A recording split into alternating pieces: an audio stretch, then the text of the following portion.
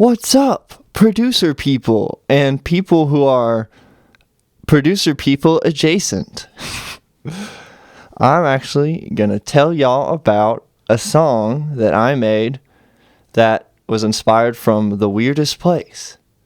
So I literally got an amp that's like 1 watt, which is sick. That means it's not very loud, which I like because I don't want to get hearing damage. Got the 1 watt amp, and in getting it, I found out that you can run sound straight through the headphone jack into your interface, and it sounds like, a mic'd up amp without any of the pain and, trouble that comes with miking an amp and then having, loud volumes in your recording space when you're trying to track guitars quickly or build up a mix, really fast.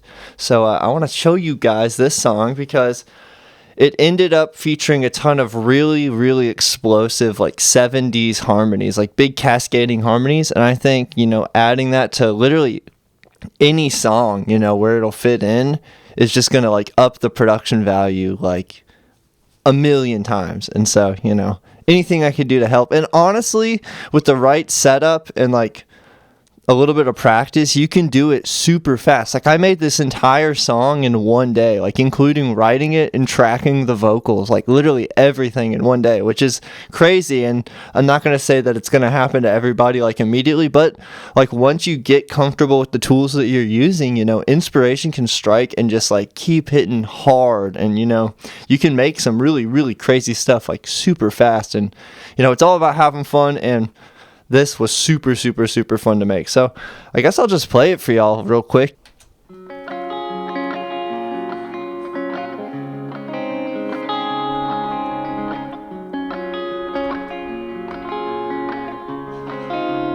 Looks like there's about 65 tracks total.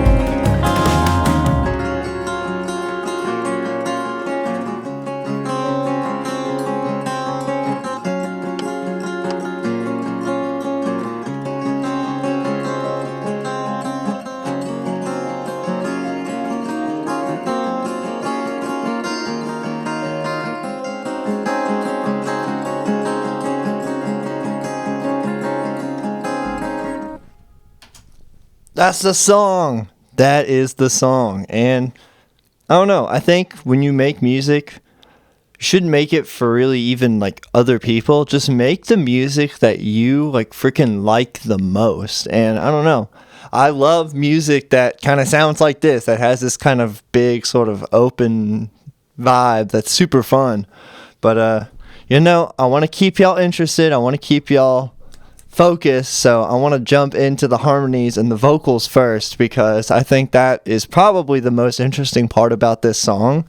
And it's kind of an interesting structure. I really just made up the vocals for the chorus just kind of as I was tracking. Sometimes when I'm like not feeling like I want to sit down and sit and write for a few hours, I'll just spitball over the track as I'm like recording an instrumental, and sometimes I can come up with something that sticks. And I really liked the whole ground reaching out, you feel like you're floating away, because I was feeling at the time just like super messed up and anxious and stressed out and very depressed, and there's just a lot that I wanted to sort of scream at myself. And so I kind of did that through the song, and a lot of some of that emotional impact you can really sell and convey through like vocal layering and just pushing and making stuff really punchy, and just I don't know, it's really, really exciting. So first things first, let us zoom over to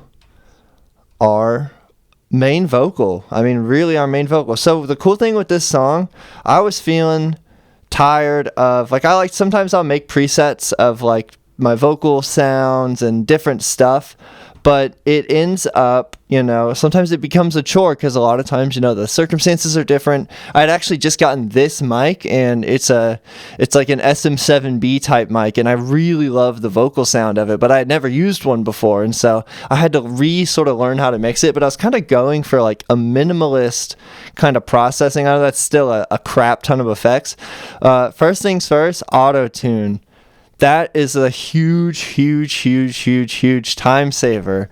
I know everyone says that like, oh, you're killing the authenticity of your music, but tightening it up, it's really now with how pop music and a lot of the music that we hear on the radio and on Spotify these days like is already mixed, is that everything is in tune. Everything kind of has to have that tinge of perfection to it. But with this, part of that cool sound of harmonies from the 70s is that harmonies aren't perfectly locked onto the grid in tune, and some of that is like perfect temperament, making the chords like even more rich and beautiful because they're more in tune with themselves, if not being in tune with the 12-tone system, blah blah blah, Jacob Collier bullcrap. But the cool thing you can do is with the autotune thing, just dial back the controls and make it subtle, make it just slightly tightening things up, but putting it at like 50-60% strength is going to keep those vocals like together. So if you were a little flat or a little sharp on something, it'll pull it back just a little bit towards reason and make those harmonies overall pleasing to hear. But you get some of that chorusy beautiful phasiness that you love to hear with like a real choir. And so first things first, a big thing also with pop vocals, if you're going to do like good pop vocals, you got to compress your stuff right. And honestly, this is like before I learned how to use compression right, even though I made this like this year. Every few months I feel like I totally relearn like how everything works, and I'm like, oh, now I get it, this makes sense. But I'm sure it'll change in a few more months. But there's not even like a main compressor on here, but there's like 4 multiband compressors. There's 3 compressors here. So a multiband compressor acts like a regular compressor, except you actually have specified control over each part of the frequency spectrum. And so where that's amazing is you can take what is like a very dull vocal sound. I'm going to leave the autotune on for your ears and for mine. But if you listen to this, hold it on, reach it out on the ground. It doesn't even sound that good, but it's okay because, like I said, so first of all, you want to clean it up with some EQ. Really what I do is just take away some of the low rumble. But I did want to boost a little mids because I like having like a hearty vocal, especially with a thin, crusty voice like mine. It helps a lot. But put on that EQ and then a multi-band compressor, so it's really going to give you control over the dynamics of each part of your signal, and so you can really squash the high end. That's what you're hearing in pop music. when you hear like the S's and stuff be really, really smooth and well processed, it's a de-esser and it's multi-band compression, because you can really take that high end and squash the hell out of it, really aggressive ratio, really, really low threshold and stuff, really clamping down on it, and it'll give you that really even, smooth, delicious high end that, tickles the ears. And then from there, you can bring up the sparkliness with like an EQ after the fact. It's super important to get down multi-band compression if you want to get like a really crispy, good pop, full, nice sounding vocal and it just works so well in a mix. And like I said, it can make like any mic really just like sound, so much better. Even I have like some random $20 Behringer like SM58 clones, and I'll use them at like a show if I have to with a multi-band compressor on it, and it sounds great. It sounds super, super good. And you should use multi-band compression on like everything. You can use it on especially stuff like acoustic guitars, electric guitars. Once again, in pop music, that's what you're hearing. Like if you listen to someone like the band Camino, I've been blasting their music a lot recently. The way they get those amazing guitar tones, you just have to really control them with multi-band compression, and really, really, you can shape those sounds and get everything to sit just where it needs to be. And that's part of getting like a really clean mix. So anyway, here's what that first multi-band compressor is doing. I'll turn it off. Hold it on, reach it out. Pretty subtle. On the ground. And then a second one. We're already getting a lot more high-end presence. On the ground. I can definitely hear a big difference in the way that it's pushing that high end up. So this one's a little bit more aggressive. So see, I'm really squashing those low mids and the higher mids. And then that high end, I'm pushing up high, but I'm really compressing the heck out of. And I've got a pretty relaxed ratio on these ones after a heavy ratio on the other stuff. But, just have it so that the compressor... You want to have it so that the compressor is actually, clamping down on your signal. And a lot of the stuff has visual guides. And if you're not on Logic, there's multi-band compressor plugins to use. Everybody can make one, and you can find one anywhere. So, just look it up, multi-band compressor. And if you can find a simpler one, that's probably better, just because this interface, even this one is very simple in the GUI, and it can be quite daunting when you look at it for the first time. But really what you should do is look at it like it's 4 little plugins beside each other. And so the compressor threshold is that top one on every one of these in the row. Even though it's not labeled over here, it's the same one over here. And it literally is like hard to look at and navigate when you first look at it. Like when I first found out about multi-band compression and I was trying to learn how to use it, I was like, what the hell is this? This thing looks so ugly and I don't want to use it. But it's like undeniably useful in so many different contexts. So we've got our multi-band compressor. Looks like we got more EQ, pushing a lot of that low end. I really was feeling the low end on the vocal with this one. Not quite useful in every context, but then I'm using the multi-band compressor to squish it back down. Squish it back down. So some of these moves, you should also look at what you're doing to see if you're doing something and then undoing it with plugins. Like it can be kind of sloppy, but at the same time, I was literally moving so fast with this, I didn't stop and look around at what I was doing. But I love how this thing turned out. And then, just a little bit of high passing so you can take out some of that low end. Hold it on, reach it out, on the ground.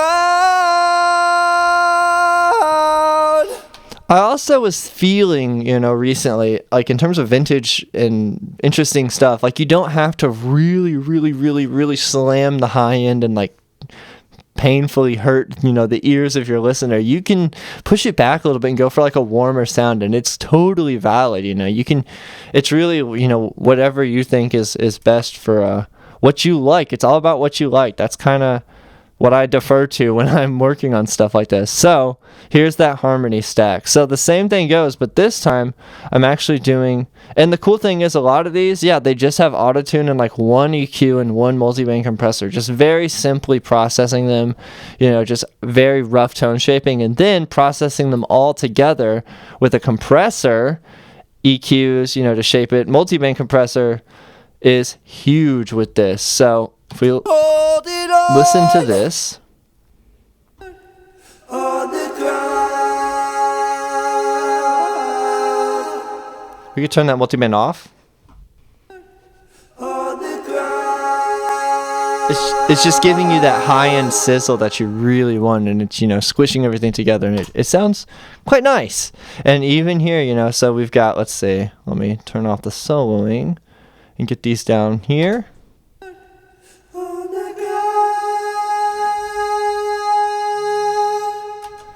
Single note stuff, and then on this one, let's see what we got here. On the ground. Okay, and then get a little movement underneath it as well. So that's like kind of taking on the lower third, and then raising it, going down and raising up, so that you can make the that other chord, but have like the full 3-part harmony. But that with the main, and then having it go up, it sounds very like, when you have it all together, it sounds very like noble and like very triumphant to just to sing that high harmony, go up to the top of the chord, the highest, you know, the upper fifth of that chord, and then do the third and the one below it. Delicious. So here's all of them together. Hold it on, reach it out on the ground. Delicious. Breathe it in, breathe it out. It's loud. Once again, you want to be sure that you're following those chords, and if you can have some movement in there, it's going to really, you know, give you some juice, some good juice to those chords. It's loud. That one's actually going down, like doing the... I think these ones go up.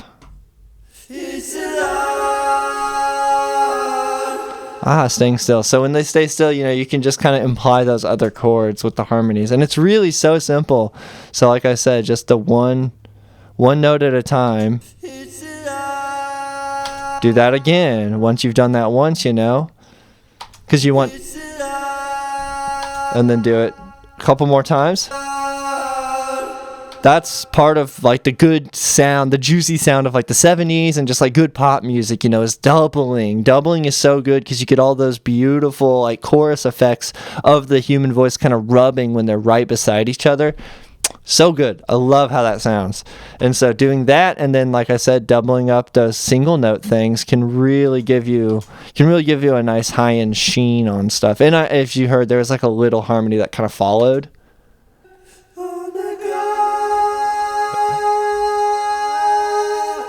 There's one that goes up there. That just kind of gives it a little bit more juice. So let's hear all of those just by themselves. On the ground.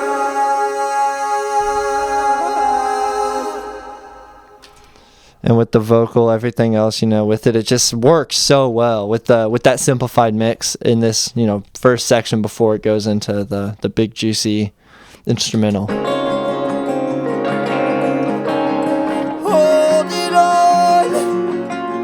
Reach it out on the ground.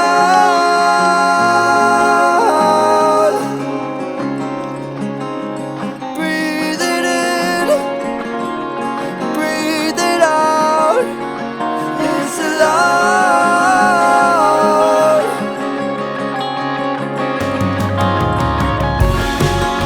So we'll get to the instruments in a little bit. So let's go to the second one. The way I gave more juice to this version of the chorus is literally doubling the main vocal. So hold it on, reach it out on the ground. So I'm automating it. You should use automation to dynamically, you know, have your effects move around, and it's so nice to just like have your edits and stuff in there, and even, you know, if you want to cut stuff out, just take it down with automation. You can bring it back up if you want, or do whatever. But I'm actually having the doubles just come in on those big notes to give it a little bit of that 70s chorus, just on the high note. Reach it out on the ground. adds a little juice in the stereo field. Now let's see, did I add any more harmonies this go around? It doesn't look like it. So I was happy with how this sounded because it's a big stack, but this time clearly I wanted to boost it up a couple dBs. So hold it on, reach it out on the ground, reach it out. This thing is really important. So on that compressor, I have soft clipping and a limiter on. Reach it out on the ground. It's not even clipping on the Vox Harmony like bus where all my Vox Harmonies are summed together. It's not clipping, but having that soft clipping on there, it's starting to give you some soft saturation, and it is just delicious. It glues and really glues those harmonies together. And like I said, pushing it up in the mix, I mean, it just sounds huge. I was so proud when I did this because I've never ever had harmonies that, you know, sounded this big before. And then now I know how to do it, and I'm putting it in everything. And in this EP, I'm going to do some other breakdowns later on because some of these other songs are really crazy, just like the places that I go in the mix and what I added and where I put harmonies and how I was like stacking stuff or going into sections. So I'll get into that. But here's that big chorus. Hold it on, reach it out on the ground. It very much sounds like it was meant to be there. Like I actually made that instrumental, you know, it had that emptiness. I try and leave space for the vocal, but I really try and fill in all the gaps if I can with little textural elements and just like cool rhythmic and melodic like stuff just to make it nice and coherent and flow together. But check this out. Hold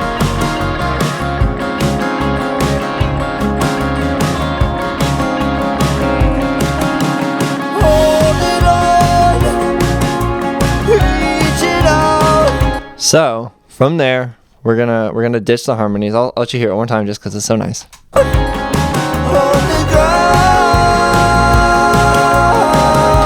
I mean, come on, that's so good. I love that. Anyways, let's get to these instrumentals. So these acoustics, I was going crazy with how I recorded them. There's only 2 acoustic tracks, and it's just the same chord progression the whole way through. I just repeated it, and it's a really interesting, like weird kind of wonky chord progression, but I love how it sounds. So I'll show it to you.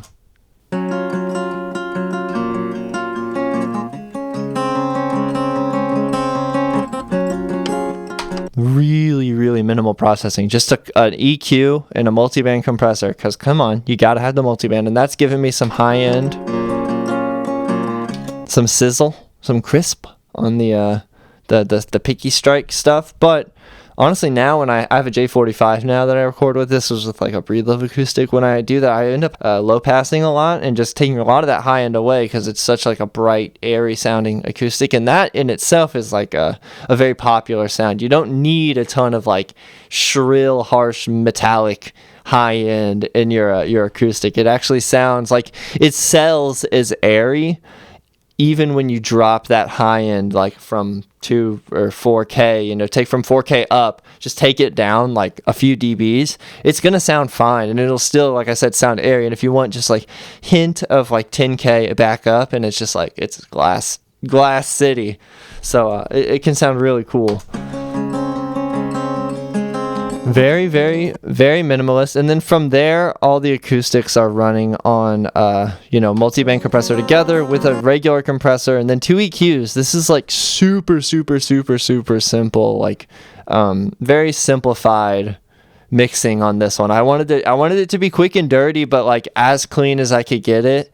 Simply, but I wanted to make sure it was very refined. I just wanted to apply all my techniques, you know, as fast as I could and just like keep moving. But I'm happy with how it turned out. I would definitely maybe do things differently, but the way that this happened, you know, in one day, I'm just so happy with the overall song. Like every time I listen to it, it sounds great. I'm into it. So it works. But got that, and then a huge thing. This is my first time trying this. It's so Nashville. You can just take this trick right now. If you learn one thing from this, do this. If you have an acoustic based song, just fucking like mess around with an acoustic guitar and the key, and just like layer some stuff.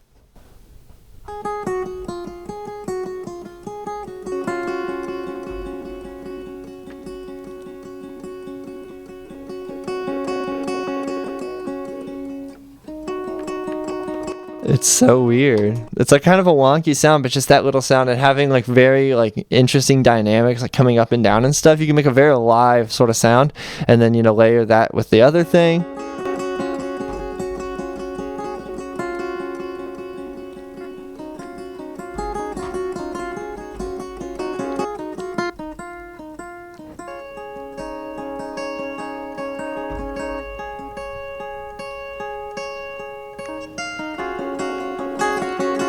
It sounds like one really intricate part when they're all together, though. Just those 4 pieces.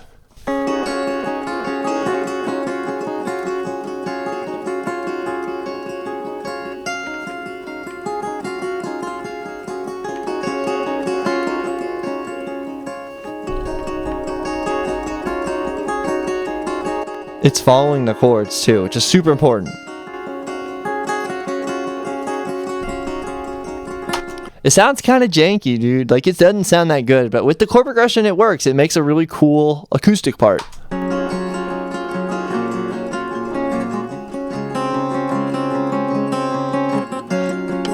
And I'm only playing the acoustic in the right ear just to keep it even more sparse. But when these acoustics come in on top of the electric guitar chords, like at the very beginning, it just gives you this glassy, like, acoustic, like, lift that is so nice.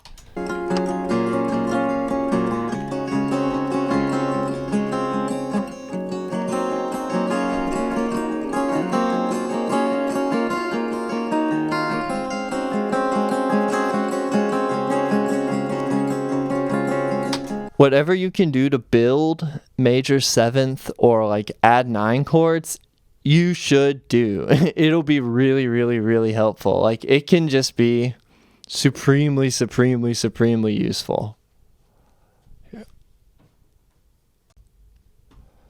All right, so you got the acoustics, and then later on, when it goes into the bigger instrumental, I wanted to put,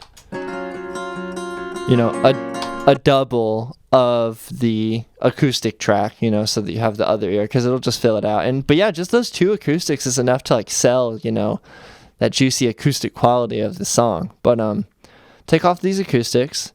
Let's look at the Univibe melody. So I have on my pedal board this like Zoom pedal that has some cool effects built in. It's like the Zoom MS50. There's all kinds of those multi-stomp pedals. They are good. Don't tell anybody, because I want them to be cheap. But the Zoom series, the multi-stomp, any of them are amazing because they can all run the same effects, but it has like Univibe, compressors, EQs, everything. I use it on like everything. I mean, I've used it. It's just always on my pedal board. I have 2 of them on both of my pedal, like one on each of my pedal boards, and it is just the best effect ever, because you can do anything with it, from like fully mixed like process tones to like compression or an EQ or a delay or a reverb that you want to add on to like your guitar signal. So, and it only takes up one little spot, so great. Such a nice Univibe.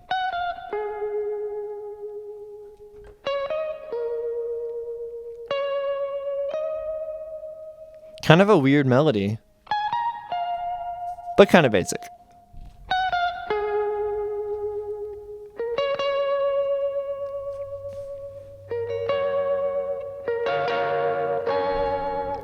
That reverb is all from Logic, like literally Logic reverb, a widener to make it vibey. No widener, but it has the Space Designer reverb just to give it like an old vintage spring reverb on it, and it gives it that washy quality, and then EQ it right, compress it, sidechain it so that it sounds good with the drums and everything. And then we have our main electric tracks, which is just these. Oh shoot, there's so much in here. Just that Blackstar HT1, man. Blackstar needs to sponsor me because I like their stuff. And this little 1-watt amp, I've taken it to jams. I'll use it on everything, but I use it on all my recordings. Like, it just sits next to my mixing desk, just like ready to go. I'll unplug the headphones and jam with it, like, in my room through a little speaker cab. But then when you plug it in, it turns off the speaker so you can record silently, but it's literally like a tube amp that takes pedals like great. So it's like, woo! Sounds good. And EQ good. Really good. Good little thing.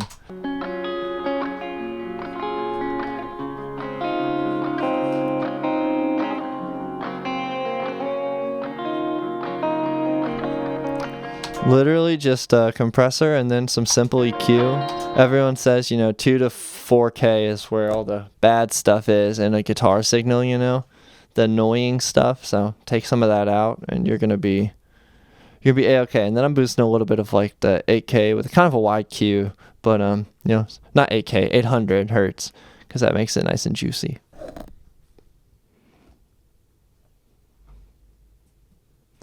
I like to boost 800 because it makes it nice and juicy as well.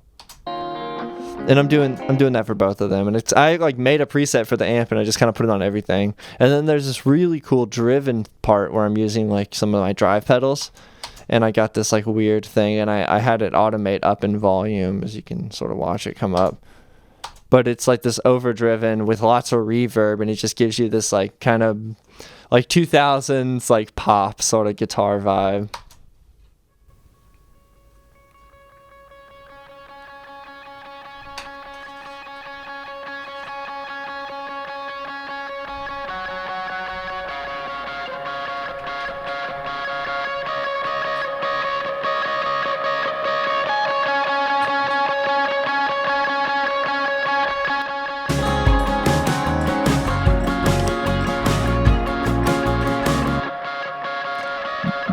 The reverb makes a huge difference. I mean, literally, here's the reverb off.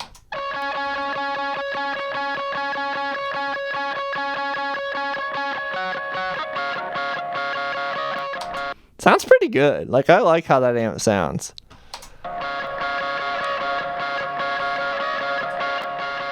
I just got the Valhalla reverb, so I'll see if I can experiment with some other guitar tones here in the future on future songs and mixes. But yeah, having that part in there, really gives it some juice, and that's just some cool little parts like that I love around the sort of D shape on the second or third whatever position pentatonic scale, dude. Get that D shape up there and just so good, so good. Put some delay on it and you're like in U2 territory, and it's awesome.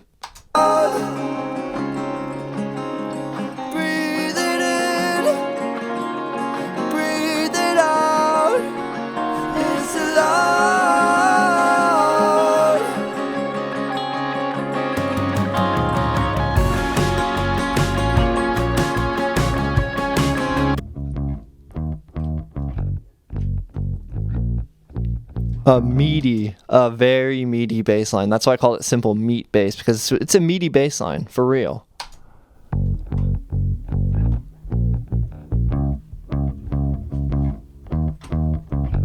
Szechuan saturator.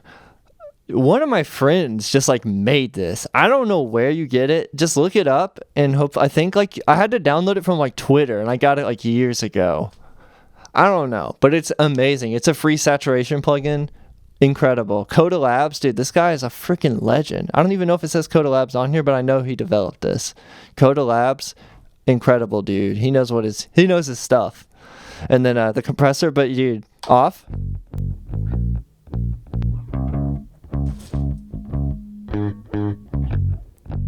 So much juice, and you can like get the mix nice and low so it's not like all over the place, but it sounds so good. And just I've got a little bass over there, like a PJ bass, and just some simple EQ curves. This is the first one to kind of boost some high end before the compressor, or after the compressor, after the compressor. This is before the saturation, and then this is after the saturation to give some of that high end back. If y'all don't know about Track Spacer, it is amazing. It's like the best sidechaining plugin because it's more about like the tonality of what the input signal is. And so if it's just like you're sidechaining the bass and the kick drum, it's looking what frequencies the kick drum occupies and just taking those away while preserving the rest, so you're not completely losing it in the mix and you can still, hear everything. And so I'll do it on like vocals so that vocals are cutting through like guitars and everything. And then I'll do it so that the kick drum is cutting through our bass. So here, let me get my drums.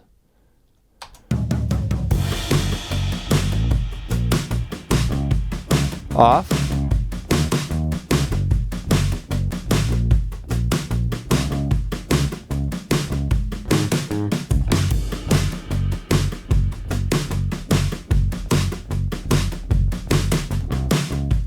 way cleaner, and you can really hear that kick punch through. It sounds so nice in a car.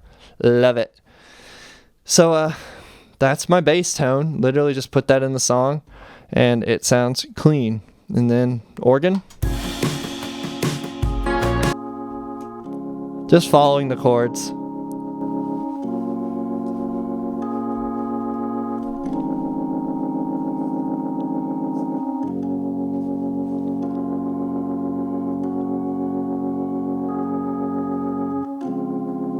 Ooh, nice. Welcome to the Nate Jazz Club. It fits. I just needed some nice warmth to kind of fill in the lower mids. And then I put that lower down, it looks like. Yeah, lower down in this instrumental section, or the verse section.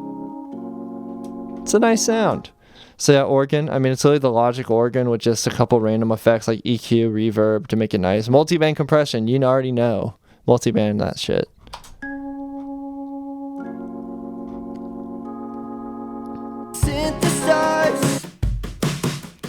Drums. Dude, the Logic drummer, he's pretty good. Which one is this? Dude, this is Roots Brush Austin. Austin, I've heard bad things about him, but he knows his stuff. He really has been practicing. He's gotten a lot better over the years. But literally, you can just have the AI drummer write you special, like, random parts, and then I'll go through and, like, change a couple of notes and move it around and make the fills and stuff right. But you can make it, like, follow elements of the mix to get you, like, really good stuff. But I had him give me that good, like, train beat. Then I put some saturation on it, as you see here. Just like compressor, which you can distort the compressor.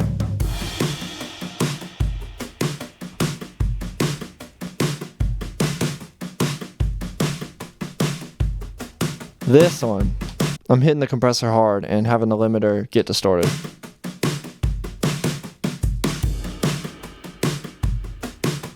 Multiband compressor can help you really, shape it, make it nice. But yeah, that's my drum sound. I mean, literally just that by itself. I find I have to filter some of that low end. It gets a little excessive, actually. It can kind of like too much out there. And so I end up will like come in here and turn down the kick a little bit sometimes. You can go into the Logic drummer and turn down his drums, which is sweet. Or I'll just, EQ it down a little bit. But that's my my sort of kick vibe. And then here is, oh, there's another kick here. I actually layered the kicks. Ooh, punchy. I guess I wanted the punch. Definitely very punchy. I mean, literally, that's pretty much the whole song.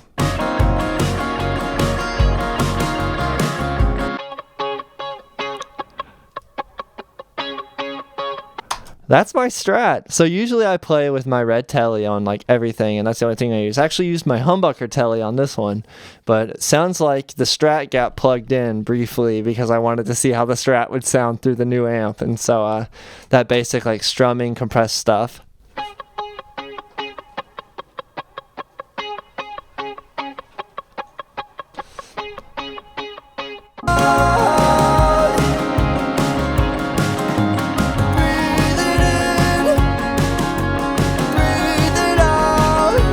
It all works together so well, which is so cool. And then you got that Univibe melody coming back in for that chorus.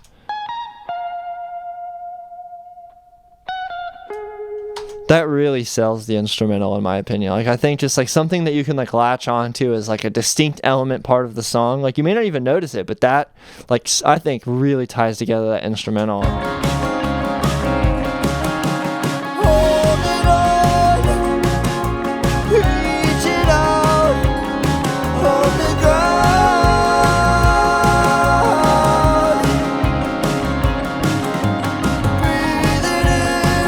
I think it's there.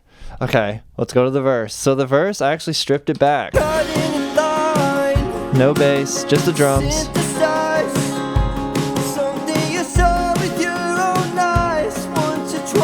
Took away some of the electrics, just kind of stripped down.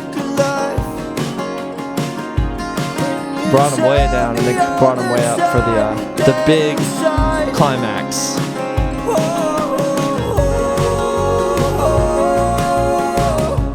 So here's where I went crazy on this song. I just kept adding harmonies. I would not stop. And so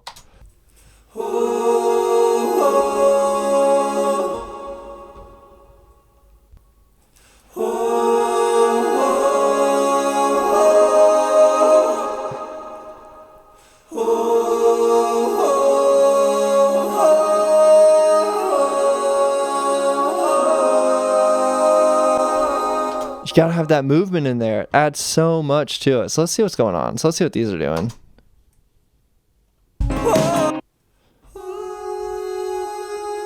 Get the dissonance in there. Get the dissonance in there.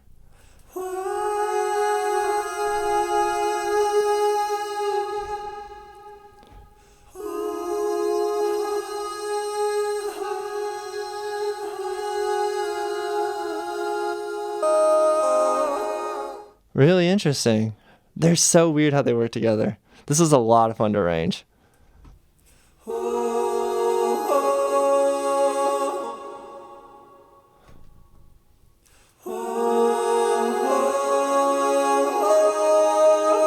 And it locks back in and becomes more like harmonious. Let's take away some of these ones.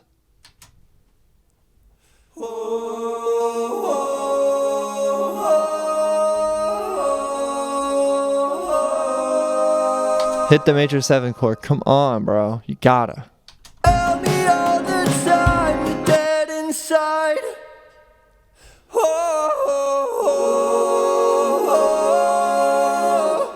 You gotta hit the high 5th on the main vocal.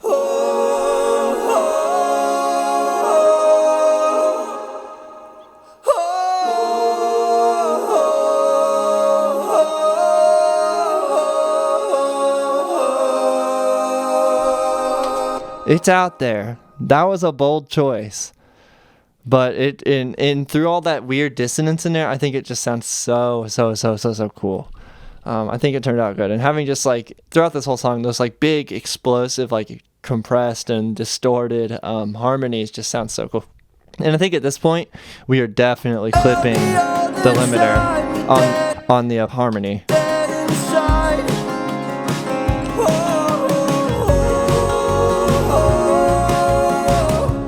Maybe not.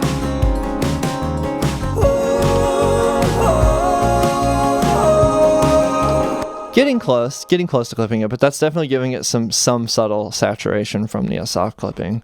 But I mean, literally, that's the whole song. And at the end, put this random submarine sound that I love, that I made when I was like 16 years old. But it's a good sound. It's just like a sine wave with some reverb on it, but it sounds cool.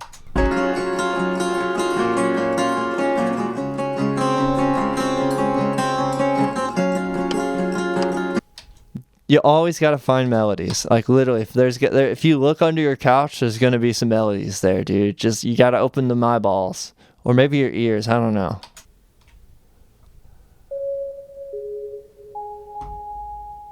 I love how that sounds.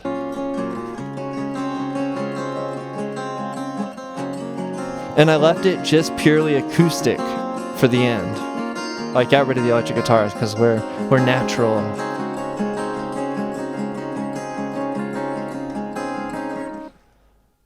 I guess that's how I did it. That's pretty much all I did. And then if you look over here, I just put my export times. But I just like sat here with my voice memos after I had made a majority of like the instrumental and gotten that initial beat tracked. I just sat here with my voice memos and just like messed around and sang the chorus. And then from there I was like, oh crap, I need to put something after that. Once I had finished layering those crazy like cool harmonies for the initial chorus, I went on to making the little verse. And then I was like, okay, and then I need some oohs and ahs. And I just sat here for like 2 hours and just was like, oh. But it worked out good. And I have this song, and it was 1/6 of my EP, which took a lot of time and effort to make in the end, but was so worth it because I learned a crap ton. And I'm going to keep making informative videos about how I did it because I think other people can probably learn from it. But this is going to be really, really, really long. So if you watched like any of this or all of this, I appreciate it. Thank you so much. I will be back with more cool music content soon, I promise. So thank you for watching. If you want to stream this song, and my EP. If you just look up HAEN, HAEN, on Apple Music, Spotify, any of the platforms, and you look up maybe Decay, Grow, Repeat, that's the name of my EP, which this song is on. It's the second track. Or you can look up Inkstain by HAEN, which I'm super proud of. That's my newest single, and I think even has way more cool secrets and tricks that I think people could really, really learn from about getting like really, really, really, really polished vocals and just that good pop sound. But I hope y'all learned a little bit about this. If you have any questions or want me to dive deeper into like how to get started on any of this stuff, please, please, please let me know, because I am so happy to explain in depth, any of like the theory that goes into like learning how to do any of this stuff, whether it's like how to make a good bass line because you want to focus on the sub and make sure that you're supporting the low end, but also having like melodious spots where you can play melody and make the bass line catchy as well, or like vocal harmony arrangement and where to put stuff, how to control those dynamics. Like, I'm happy to help explain everything that I know, but I don't know everything. I'm definitely not a pro, but I just really, really, really love this stuff. So thank y'all so much. I will talk to y'all soon.